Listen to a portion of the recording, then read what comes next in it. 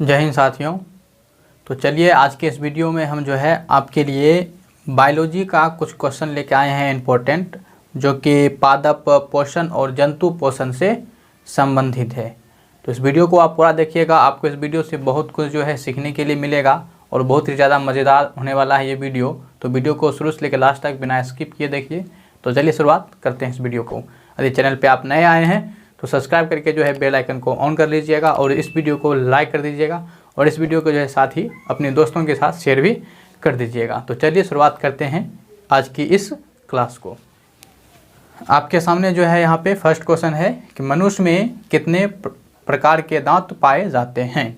तो मनुष्य में कितने प्रकार के दांत पाए जाते हैं, आपके सामने ऑप्शन है, ये 4 ऑप्शन है। तो ध्यान रखिएगा कि मनुष्य में जो होता है 4 प्रकार के दांत पाए जाते हैं। तो इसका ऑप्शन हमारा क्या जाएगा, ऑप्शन डी करेक्ट हो जाएगा। लेकिन अब यहाँ समझते हैं कि वो कौन कौन सी 4 प्रकार की दांत है। ठीक है, तो यहाँ पे समझिएगा थोड़ा सा। देखिए दांत जो है, दांत का अध्ययन को हम जो है ओडोंटोलॉजी कहते हैं। ठीक है, दांत जिसको इंग्लिश में हम क्या कहते हैं, टीथ कहते हैं। ठीक है, टीथ ये जो होते हैं 4 प्रकार के होते हैं। एक आपका होता है इंसाइजर,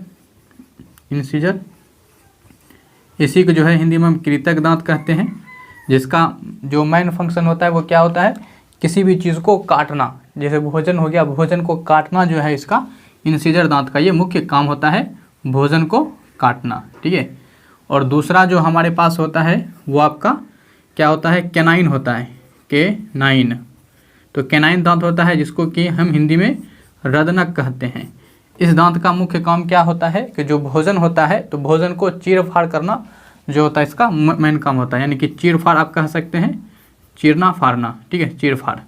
जैसे कि आप ईख खाते हैं यानी केतारी खाते हैं, केतारी यानी कि ईख, तो उस समय क्या होता है कि आप दांत से चीरते हैं, तो ये हम कैनाइन दांत से ही उस चीज़ को चीरते हैं। ठीक है, तीसरा जो हमारे पास होता है वो होता है प्रीमोलर।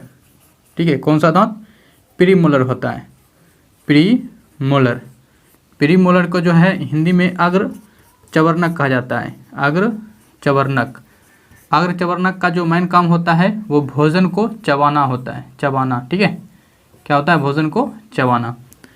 और चौथा जो होता है आपका मोलर होता है, मोलर जिसको कि सिर्फ चवर्णक दांत कहते हैं। तो इसका काम भी क्या होता है, चबाना ही होता है। तो इस तरह से हमारे पास 4 प्रकार के दांत होते हैं, इंसीजर, कैनाइन, प्रीमोलर और मोलर। यानी हिंदी में कहें तो कृतक, रदनक और आपका अग्र चवर्णक, चवर्णक। इसमें से सब दांतों का जो है कार्य आप समझ गए होंगे। अब बात कर लेते हैं इसकी संख्या, किसकी संख्या कितनी होती है। जो आपका कृतक दांत होता है यानी इंसीजर दांत होता है, ये जो होता है आपका नाक के जस्ट सामने में होता है। ठीक है, नाक के सीधा वाला। तो 2 जो होता है इस साइड, 2 इस साइड और फिर 2 ऊपर में होता है। तो इस तरह से हमारे पास कितने हो गए कि नीचा में 4 हो गया और ऊपर में 4, तो कुल मिला के ये 8 दांत होते हैं। ठीक है, उसके बाद जो है कैनाइन जो होता है, और क्योंकि ये जो होता है नाक के सामने वाला दांत होता है, इसीलिए इंसीजर को जो है हम यहाँ पे ध्यान रखिएगा नोज टीथ भी कहा जाता है, नोज टीथ। और जो आपका कैनाइन होता है ये आपका क्या होता है, आँख के सामने का दांत होता है। ठीक है, आँख के सामने का दांत, एक इधर और फिर जो है ऊपर में। ठीक है, ये ध्यान रखिएगा। तो ये आँख के सामने कैनाइन को क्या कहते हैं, आई टीथ कहा जाता है, आई टीथ। इसकी संख्या आदि बोलेगा कि कितनी होती है ये, तो ध्यान रखिएगा 2 नीचे और 2 ऊपर, यानी कि यहाँ पे 4 होते हैं। ठीक है, 2 एक इस साइड और एक साइड 2 हो गया, फिर 2 ऊपर में होता है, ये 4 हो गए। उसके बाद जो प्रीमोलर होता है, प्रीमोलर जो होता है ये आपका क्या होता है, ये यहाँ होता है ये। ठीक है, यानी कि गाल जो होता है, चिक गाल के पास वाला, तो इसमें जो होता है आपका ये भी कितना होता है, ये भी आपका 4 होता है, 4 नीचे और 4 ऊपर। इस तरह से ये भी कितने हो गए, 8 हो गए। जो मोलर होता है, मोलर, तो ये जो हो गया आपका यहाँ पे मोलर हो गया। तो मोलर जो होता है ये कितनी होती है, तो इसकी संख्या 6 होती है, यानी कि ये 12 हो गया। और इस तरह से यदि आप कुल दांतों की संख्या जोड़ेंगे कि दांत की संख्या कितनी है, तो इंसीजर में कितना हो गया, 8, फिर आपका कैनाइन में हो गया 4, और जो फिर आपका प्री मोलर में है इसमें 8, और यहाँ से मोलर में कितना हो गया, 12। इसको जोड़ लीजिए तो जोड़ेगा कितना हो जाएगा, 8 4 12 12 24 24 8 32। तो कुल मिला के कितने दांत हो गए, 32। आपको पता है कि एक वयस्क मानव में जो होते हैं 32 दांत होते हैं। इसकी संख्या इस प्रकार से है। लेकिन यदि आपसे पूछा जाए कि किशोरा अवस्था में जो होता है वो कितनी दांत होता है, तो किशोरा अवस्था में जो होता है वो 28 दांत होता है। ठीक है, बच्चों में जो होता है ये आपका प्री मोलर नहीं होता है, और जबकि जो मोलर होता है, मोलर का जो थर्ड वाला होता है, थर्ड मोलर भी जो होता है ये बच्चों में नहीं पाए जाते हैं। दूध के दांत में जो होता है वो 20 दांत होते हैं, जिसको दूध के दांत कहते हैं, और वो दांत जो होते हैं वो झड़ जाते हैं, झड़ने के बाद फिर जो आते हैं ये 32 दांत आते हैं। यदि जीवन में कुल दांत पूछा जाए तो कितना हो जाएगा, वो हमारा 32 ये और 20 पहले वाला, तो 52 दांत हो जाएगा कि जीवन में कुल मिला के 52 दांत आते हैं। ठीक है, तो चलिए जो है अब आगे देखते हैं। यदि वीडियो जो है आपको अच्छा लगा हो, हमारा डिस्कशन, हमारा बताया हुआ चीज़ अच्छा लग रहा हो, तो इस वीडियो को जो है लाइक कर दीजिएगा और एक अच्छा सा कमेंट करके बताइएगा कि वीडियो के बारे में आपकी क्या राय है। इस वीडियो को ज़्यादा से ज़्यादा लोगों तक शेयर भी कर दीजिए ताकि और भी लोग देख पाए और जो है हमसे लोग जुड़ सके। ठीक है, तो चलिए आगे क्वेश्चन देखते हैं। आगे आपसे क्वेश्चन कर रहा है कि प्रकाश संश्लेषण के द्वारा किसकी उत्पत्ति होती है। तो इसको मिटा देते हैं, तो आप आंसर अपना कमेंट में बता सकते हैं चैट बॉक्स में। प्रकाश संश्लेषण के द्वारा किसकी उत्पत्ति होती है। आपके सामने ऑप्शन है प्रकाश की, प्रोटीन की, ग्लूकोज की और वसा की। तो ध्यान रखिएगा, प्रकाश संश्लेषण जब होता है उसमें हमें क्या सब चीज़ों की आवश्यकता पड़ती है। तो आपको पता है प्रकाश संश्लेषण जो होता है वो पौधों की भोजन करने की एक विधि है। इसमें जो पौधा होता है वो वायुमंडल से कार्बन डाइऑक्साइड और जो मिट्टी से होता है वो जल को ग्रहण कर लेता है, और पत्तियों जो पौधे होते हैं उसके पत्तियों में जो होता है आपका ये क्लोरोफिल पाए जाते हैं, और साथ ही ऊर्जा के लिए ये सूर्य प्रकाश का प्रयोग करता है, सूर्य प्रकाश का। इन सब की उपस्थिति में जो है पौधा क्या कर लेता है, अपना भोजन बनाते हैं। भोजन के रूप में ये जो बनाते हैं ग्लूकोज बनाते हैं, जिसका फॉर्मूला C6H12O6 होता है। साथ में ही जो है ये ऑक्सीजन गैस को भी मुक्त करते हैं। तो ये किसका फार्मूला है, तो ये हो गया आपका ग्लूकोज का फार्मूला है, जो कि पौधे का मुख्य भोजन हुआ करता है। तो आपको समझ में आ गया होगा कि हमारे पास यहाँ जो प्रकाश संश्लेषण के द्वारा किसकी उत्पत्ति होती है, तो ग्लूकोज की उत्पत्ति होती है। और कौन सी गैस मुक्त होता है, तो ये जो होता है आपका ऑक्सीजन गैस मुक्त होता है। ठीक है, ध्यान रखिएगा कि जो आपका प्रकाश संश्लेषण है, प्रकाश संश्लेषण में जो है ध्यान रखिएगा ताप, ठीक है, ताप के बारे में क्या ध्यान रखिएगा कि जैसे ताप बढ़ता है तो आपका जो प्रकाश संश्लेषण की क्रिया है वो भी क्या हो जाता है, बढ़ जाता है। लेकिन इसमें जो होता है कुछ लिमिट है, यानी कुछ कंडीशन है। कंडीशन ये है कि मैक्सिमम ताप जो है 35 डिग्री सेल्सियस तक जाने पर ही जो है इसमें वृद्धि देखने के लिए मिलेगा।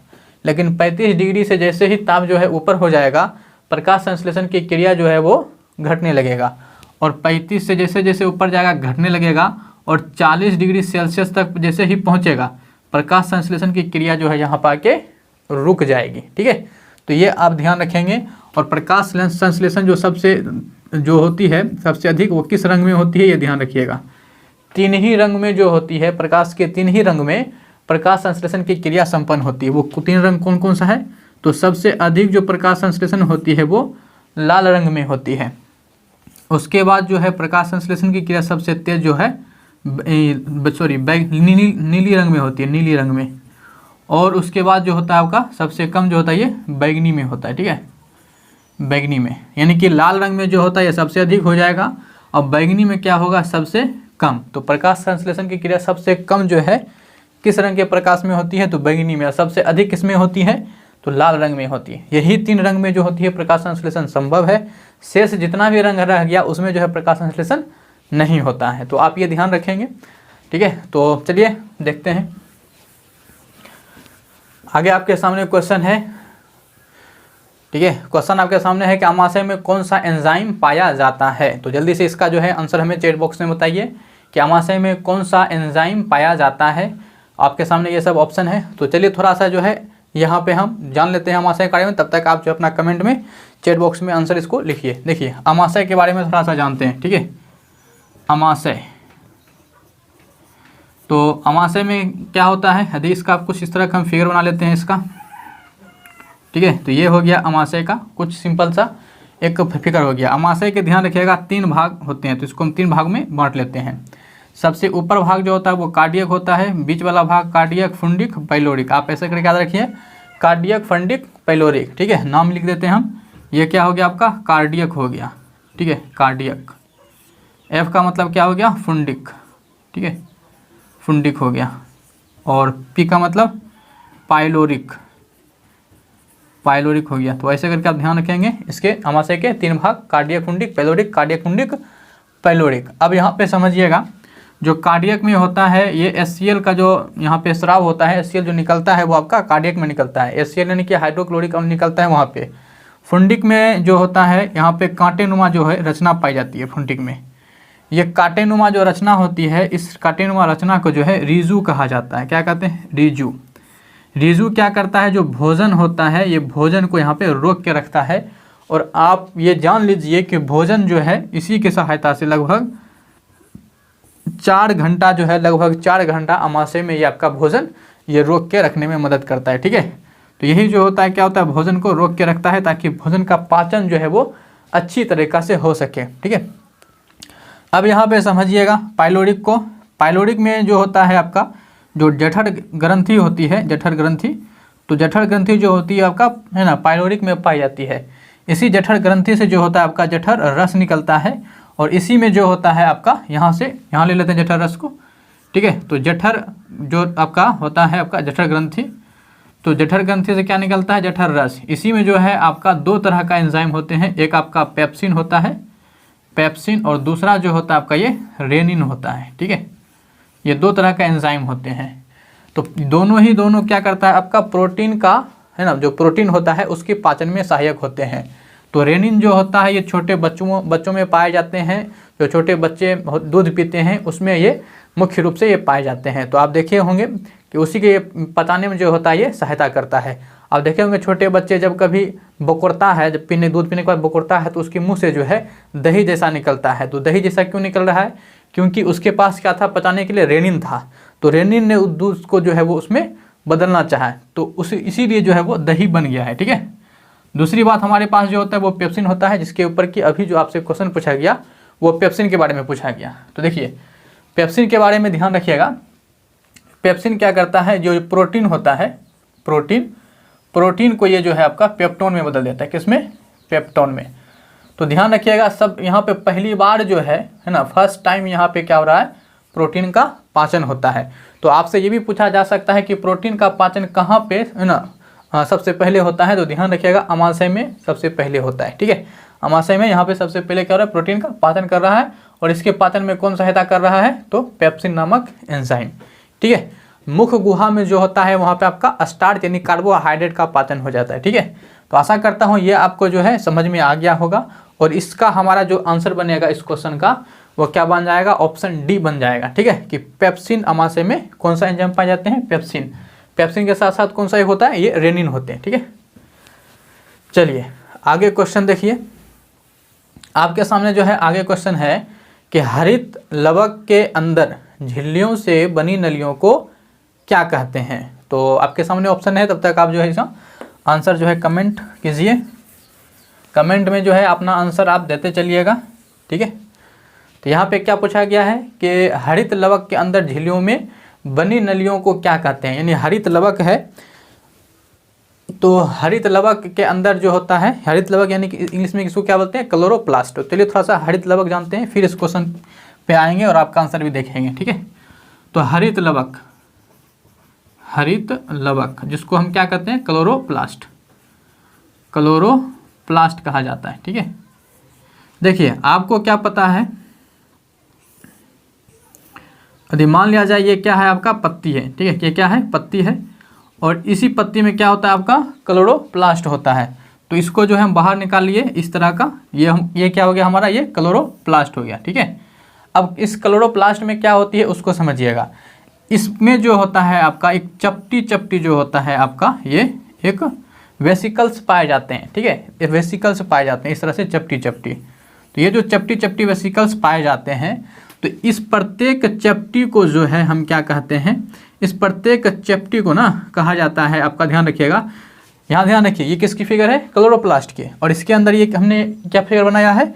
इस तरह से चपटी नुमा एक वेसल्स पाए जाते हैं। इसको जो है ग्राना कहते हैं, ग्राना। इस प्रत्येक को क्या कहते हैं? ग्राना कहा जाता है। और इस पूरे समूह को जो है, यानी ग्राना के इस समूह को जो है हम क्या कहते हैं? तो इसको जो है थैलाकोइड कहते हैं, थैलाकोइड। ठीक है, थैलाकोइड इसको कहा जाता है समूह को। और इसका जो ये रिक्त स्थान है, खाली जगह है, इसके खाली जगह को जो है एस्ट्रोमा कहा जाता है। क्या कहते हैं? एस्ट्रोमा कहा जाता है। ठीक है, तो यहाँ पे ध्यान रखिएगा। अब यहाँ पे जो है हम थोड़ा क्वेश्चन पे आ जाते हैं। क्वेश्चन क्या पूछा गया है कि हरित लवक के अंदर झिल्लियों से बनी हुई नलियों को क्या कहते हैं? तो ये नली बना हुआ है, इसको क्या कहते हैं? थैलाकोइड कहते हैं। तो ऑप्शन जो है आपका क्या हो जाएगा? डी जो है इस क्वेश्चन का आंसर हमारा डी जो है इसका करेक्ट हो जाएगा। थैलाकोइड क्या होता है? तो ग्राना का ये समूह हो जाता है। ठीक है, तो यहाँ से ध्यान रखिएगा। और इसी पर जो होता है, इसी ग्राना पे जो होता है आपका क्लोरोफिल पाया जाता है। ठीक है, इसी ग्राना पे क्या पाया जाता है? क्लोरोफिल। क्लोरोफिल इसी पर पाया जाता है। ठीक है, और इसी के अंदर हमारा कौन सा तत्व होता है? तो मैग्नीशियम। तो आपसे पूछा जाता है कि जो क्लोरोफिल के अंदर कौन सा तत्व पाए जाते हैं? ध्यान रखिएगा, मैग्नीशियम पाए जाते हैं। ठीक है, तो ये था यहाँ से हरित लवक के बारे में जानकारी, तो इसको आप जरूर ध्यान रखिएगा। चलिए आगे देखते हैं। आगे देखिए आपके सामने क्वेश्चन क्या है? प्रकाश संश्लेषण की प्रकाशीय प्रतिक्रिया हरित लवक के किस भाग में होती है?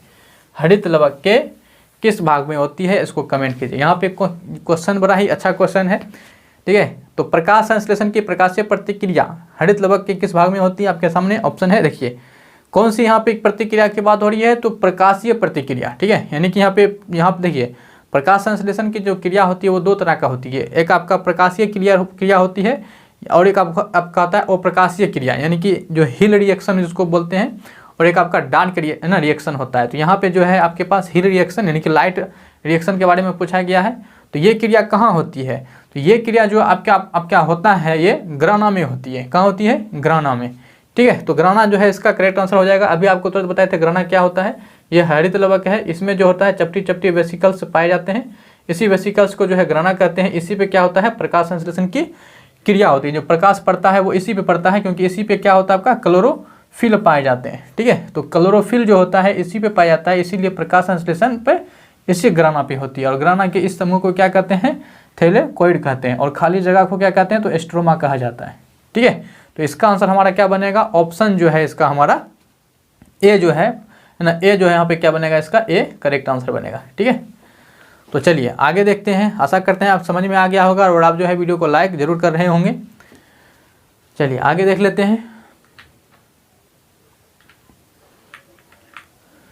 आपके सामने आगे क्वेश्चन क्या है? प्रकाश संश्लेषण की अप्रकाशीय प्रतिक्रिया हरित लवक के किस हिस्से में होती है?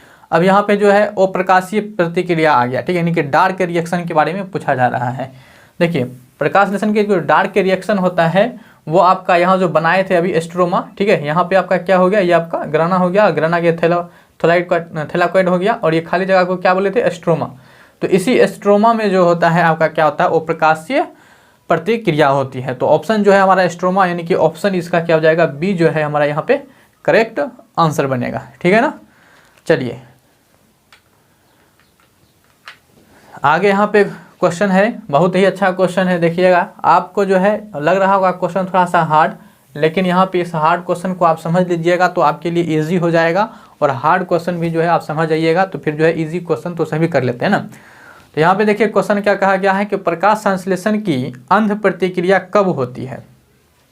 प्रकाश संश्लेषण की अंध प्रतिक्रिया जो होती है वो कब होती है? सिर्फ दिन में, सिर्फ रात में, सिर्फ अंधेरे में, या रात और दिन दोनों, जब तक NADPH+2 उपलब्ध रहे। तो कब होती है आपको बताना है। तो चलिए यहाँ से जो है आपको थोड़ा सा और समझाते हैं, उसको समझने का कोशिश कीजिएगा, ताकि ये जो आपको हार्ड क्वेश्चन लग रहा है ये एकदम आपके लिए जो है एकदम हलवा हो जाए। ठीक है, हलवा यानी कि बहुत ही ईजी आपको समझ में आ जाए। तो इसको जरा फिर से एक बार गौर करते हैं। हमने क्या लिया? ये आपका क्लोरोप्लास्ट है। ये क्या है? क्लोरोप्लास्ट ले लिए। ठीक है, क्लोरोप्लास्ट। क्लोरोप्लास्ट की हम आंतरिक रचना बना रहे हैं। तो इसके अंदर में क्या होता है? ये आपका, ठीक है, चपटी चपटी क्या होती है आपका? ये वेसिकल्स होते हैं। और भी होता है, ऐसा नहीं कि नहीं होता है, तो हम सिंपल सा ऐसे बना देते हैं। तो और इस वेसिकल्स को पूरे को क्या कहते हैं हम? यहाँ पे इसको हम थैलेकोइड कहते हैं, थैलाकोइड। लेकिन यहाँ पे और खाली जगह को क्या कहा जाता है? तो एस्ट्रोमा कहा जाता है। ठीक है, क्या कहते हैं? एस्ट्रोमा। ठीक है, यहाँ पे आपको क्वेश्चन पूछा गया है। अब यहाँ पे इसको समझने से पहले एक चीज़ समझिए, जब प्रकाश संश्लेषण की क्रिया हुई थी तो वहाँ पे जो है जो जल का अपघटन होता है। प्रकाश संश्लेषण क्रिया में क्या होता है? जल का अपघटन होता है। जब जल का अपघटन होता है तो इससे जो होता है ऑक्सीजन गैस क्या होती है, मुक्त हो जाती है। सभी को पता है कि जल के अपघटन से ऑक्सीजन गैस मुक्त होती है, लेकिन यहाँ पर जो है केवल जल का ही अपघटन होकर ऑक्सीजन गैस ही मुक्त नहीं होती है। एक तरफ तो ऑक्सीजन गैस मुक्त हो रही है और लेकिन दूसरी तरफ जो होता है यहाँ पे हाइड्रोजन प्लस, यानी कि हाइड्रोजन प्रोटॉन भी यहाँ से क्या हो रहे थे, मुक्त हो रहे होते हैं। और इस हाइड्रोजन प्रोटॉन के पास क्या होता है, ऊर्जा होता है। ठीक है, तो ये ध्यान रखिए। अब जैसे ही यहाँ पे जल का अपघटन हुआ तो एक तरफ क्या हो गया, ऑक्सीजन गैस मुक्त हो गया, दूसरी तरफ H+ हो गया। तो ये जो H+ होता है यानी कि हाइड्रोजन प्रोटॉन होता है, इस हाइड्रोजन प्रोटॉन को जो है तुरंत से आपका एक विटामिन होता है, एक विशेष प्रकार की विटामिन जो होता है इसको ग्रहण कर लेता है। ठीक है, अब ये कौन सा विटामिन होता है, तो ध्यान रखिएगा, ये विटामिन होता है NADP। तो NADP नामक जो विटामिन होता है यही क्या कर लेता है, H+ को ग्रहण कर लेता है और यही NDPT जो है ग्रहण करने के बाद बनाता है NADPH, ठीक है, +2। ठीक है, ये बनाता है। तो ये समझ में आ गया, ये क्या है, समझ में आपको आ गया। और ये जो है ये तो आपका क्रिया खत्म हो गया। और जब तक आपका ये चीज़ उपलब्ध है, ये बन गया, जब तक ये उपलब्ध है तब तक जो है इस खाली जगह पर यानी कि स्ट्रोमा में जो है आपका यहाँ पे प्रकाश संश्लेषण की क्रिया हो सकती है। समझ में आएगी बात, तब तक हो सकती है। यानी कि ऑप्शन जो है हमारा यहाँ पे क्या बन जाएगा, ऑप्शन डी जो है करेक्ट आंसर बनेगा। और क्यों करेक्ट आंसर डी बनेगा और ये हमारा कैसा होगा ये आप समझ गए होंगे। ठीक है, तो ये इसके पीछे का बिहाइंड द ना कॉन्सेप्ट था। ठीक है, तो आशा कर रहे हैं आपको जो है मज़ा आ रहा है, आप कुछ चीज़ें सीख रहे हैं, आपको अच्छा लग रहा होगा। ठीक है, तो वीडियो को ज़्यादा से ज़्यादा लोगों तक क्या कर दीजिएगा, शेयर कर दीजिएगा। ठीक है, तो इसी तरह से हम जो है आपको हार्ड क्वेश्चन एकदम सरल भाषा में, इजी भाषा में जो है समझाते चलेंगे, सॉल्व करते चलेंगे। चलिए, ऐसा क्वेश्चन ये बहुत ही दमदार क्वेश्चन था। ये क्वेश्चन जो है बहुत कम लोग ही इसको जानते होंगे। ठीक है ना, क्योंकि बहुत रेयर केस में जो है ऐसे क्वेश्चन देखने को मिलता है और ऐसे कॉन्सेप्ट। ठीक है, तो इस वीडियो क्वेश्चन को जो है एकदम संभाल के रखिएगा और कॉन्सेप्ट को समझ लीजिए। यदि समझने में आपको थोड़ा सा दिक्कत हो रहा है तो एक बार पीछे करके जो है इस वीडियो को थोड़ा सा देखिए, उसको समझने का कोशिश कीजिए। 1-2 बार पीछे करके देखिएगा तो आपको फिर से समझ में आ जाएगा। चलिए नेक्स्ट क्वेश्चन देखते हैं। क्वेश्चन क्या है, बहुत ही आसान क्वेश्चन है। प्रकाश संश्लेषण में O2 की उत्पत्ति किससे होती है? तो इसका आंसर तो आप दे ही देंगे, जल्दी से कमेंट में दीजिए आंसर। क्या हो जाएगा जी, बिल्कुल इसका आंसर हमारा क्या हो जाएगा, ऑप्शन बी जो है इसका करेक्ट आंसर हो जाएगा। क्योंकि जो जल होता है वो जल के अपघटन से ही क्या होता है, ऑक्सीजन गैस मुक्त होता है। लेकिन अब से आप क्या ध्यान रखेंगे कि जल के अपघटन से ऑक्सीजन के अलावा हाइड्रोजन प्रोटॉन भी मुक्त होता है, जिसे जो है एक विशेष प्रकार का जो प्रोटीन होता है NADP, ये जो है हाइड्रोजन प्रोटॉन को ग्रहण करके ये NADPH+ का 2 बना लेते हैं। ठीक है, ये जो होता है इसको ग्रहण कर लेता है। NADP का मतलब जो है क्या होता है, आप में से सवाल आपके मन में आएगा कि NADP का मीनिंग क्या होता है। ठीक है, तो इसको समझिए। ठीक है, NADP का मतलब क्या होता है, तो N का मतलब होता है निकोटिनामाइड, A का मतलब होता है एडिनिन और D का मतलब होता है आपका डाइन्यूक्लियोटाइड और P का मतलब फॉस्फेट। ठीक है, तो यहाँ पे निकोटिनामाइड, एडिनिन, क्या होता है, डाइन्यूक्लियोटाइड और फॉस्फेट, ये इसका पूरा नाम होता है। यदि इसका नाम आपको याद हो सकता है नहीं रहे तो फिलहाल आप इसको जो है NADP करके नाम ही याद रखेंगे। ठीक है, जो कि एक प्रकार का क्या होता है, विटामिन होता है। चलिए आगे देखते हैं क्वेश्चन। क्वेश्चन आपके सामने क्या है कि मनुष्य में कितनी जोड़ी लार ग्रंथि पाई जाती है? तो जल्दी से आंसर दीजिए, मनुष्य में कितनी जोड़ी जो है लार ग्रंथि पाई जाती है? आपके सामने यहाँ पे क्वेश्चन है ही, जल्दी से आप चैट बॉक्स में जो है उसका आंसर दीजिए, कमेंट में आंसर दीजिए। तो हम यहाँ पे जो है थोड़ा सा लार ग्रंथि के बारे में जानते हैं। ठीक है, लार ग्रंथि के बारे में, लार ग्रंथि यानी कि सिल्वरी ग्लैंड। तो ये लार ग्रंथि जो होता है ये कहाँ होता है, तो ये मुख गुहा में होता है। ठीक है, कहाँ होता है, मुख गुहा में। कितने जोड़े होते हैं, तो ध्यान रखिएगा ये 3 जोड़ा होता है। एक आपका क्या होता है, तो सबलिंगुअल, क्या होते हैं, सबलिंगुअल होता है। दूसरा आपका एक क्या होता है, सबमैंडिबुलर,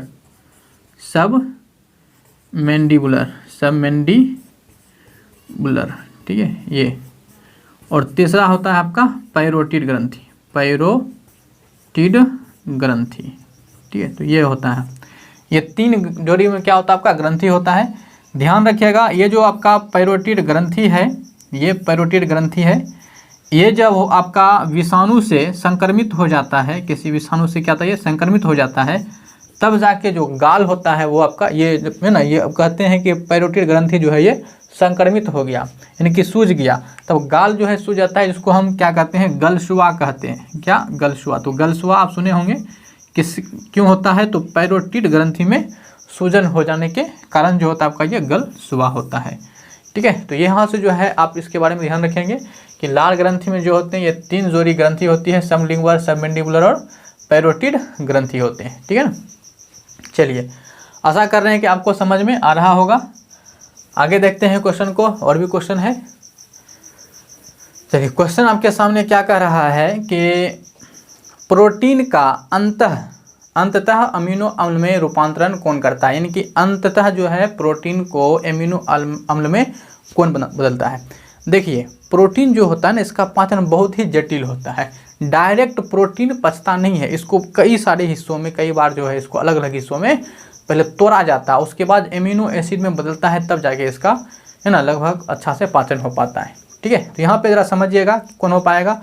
यहाँ पे जैसे पहला ऑप्शन पेप्सिन है, तो पेप्सिन भी जो है यहाँ पे प्रोटीन का पाचन करता है, लेकिन पेप्सिन क्या करता है, ये इसको पेप्टोन में बदल देता है ना, किसमें? पेप्टोन में बदल देता है। उसके बाद जो ट्रिप्सिन होता है, ये ट्रिप्सिन क्या करता है, इसको जो पेप्टोन होता है उसको पेप्टाइड में बदल देता है।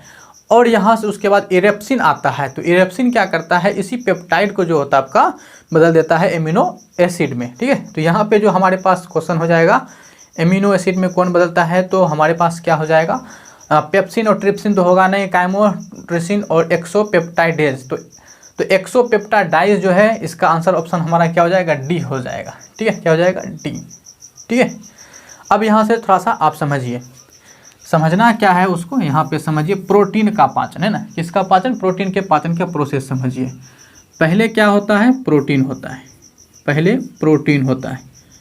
प्रोटीन जो है पहले यहाँ पे टूटता है पेप्टोन में। ठीक है, किसमें, पेप्टोन में।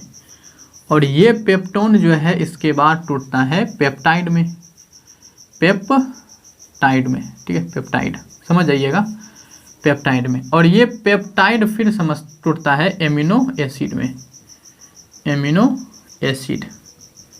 ठीक है, एमिनो एसिड में।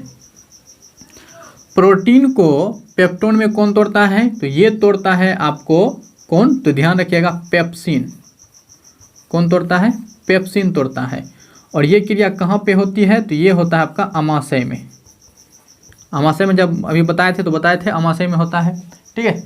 फिर पेप्टोन को पेप्टाइड में कौन तोड़ता है, तो ये ट्रिप्सिन तोड़ता है, ट्रिप्सिन। ठीक है, कौन तोड़ता है, ट्रिप्सिन।